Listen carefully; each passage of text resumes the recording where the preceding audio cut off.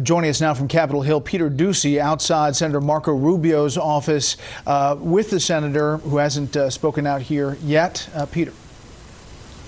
We are inside Senator Rubio's office. Senator Rubio, this happened in your state. Who have you been talking to and what have you been hearing? Well, we've talked to the local authorities who are in charge of this investigation, the sheriff's office, obviously the first responders there, and the superintendent of schools. It's a terrible situation. It's going to be a pretty dramatic casualty number. I'll allow the authorities to make that announcement. My understanding is some of the next of kin families have not yet been notified, and I also hope people will reserve judgment on. I've seen a lot of already people on television talking about why this happened. The facts of this case are important, and as more details become available, we'll have a deeper conversation about why these things are happening. But it's a day you pray will never happen, has happened. And this is a situation where, unlike school shootings 10, 20 years ago, there are a lot of pictures and videos coming from inside the school. Is there anything that you have seen so far today that has stuck with you particularly?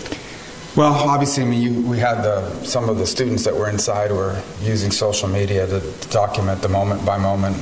There is one image, unfortunately, it's out there in the public domain, of someone that was injured, no face or identifying features, but perhaps enough for a loved one to see it and think that may be one of their loved ones who have been impacted by this. But this is a terrible situation, and it's amazing the amount of carnage that one individual can carry out in such a short period of time if it's well orchestrated and planned. And as I said, I mean, it's still an active scene, by the way. I mean, the authorities are still working through the school to see what else is there.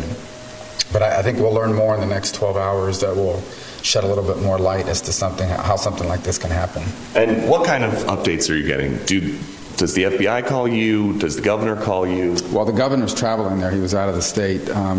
And we've spoken to local authorities, but one of the things we have to understand is they're just working their way through the building right now. So I see a lot of people out there on television speculating about this. I think that's important to wait for the facts. There may be more about this in terms of what they find once they get inside the building, and the numbers may change. They're still working through the building. There's a protocol they have to follow to ensure that there has been explosives. I'm not saying that there is. I'm just saying the protocol that they follow. So it's still an active scene, and not to mention evidence they have to gather. I mean, this is an individual who's going to be prosecuted for this. And this is a school shooting where the individual suspected of carrying it out escaped, survived. He was taken to a hospital, but he is in custody. What should happen to this person?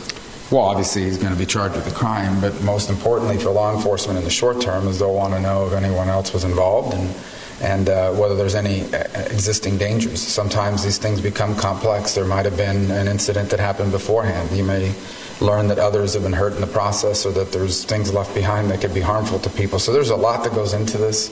I know people out in the news, I'm not saying you, but just in general out there, need to report in real time. But there's a protocol law enforcement follows. The first is to prevent any further injury, and the next is to gather evidence, because this guy's going to trial, and there needs to be evidence presented in order to gain a conviction.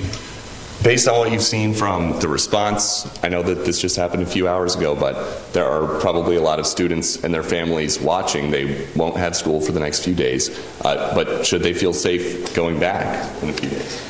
Well, as I said, I mean, we're going to learn more about the facts of this case over the next few hours, and as the public becomes aware of them, it'll shine light on it, and there'll be a lot of questions asked. But in the interim, I would say that for those who have not been harmed, we're obviously grateful and happy that that's the case. For those who have or have been impacted, or even by the students that may not have been physically harmed but have had to go through this experience, we just want to ensure that they have all the resources available. Our school district down there in Broward is a phenomenal district. They're very well organized.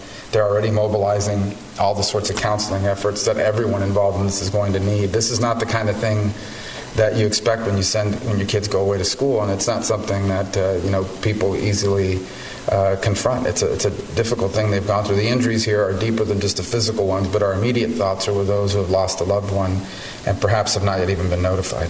Some of your colleagues in the Senate here from Washington, D.C. have already been trying to make this about policy and about gun control. Is this the appropriate time to be doing that?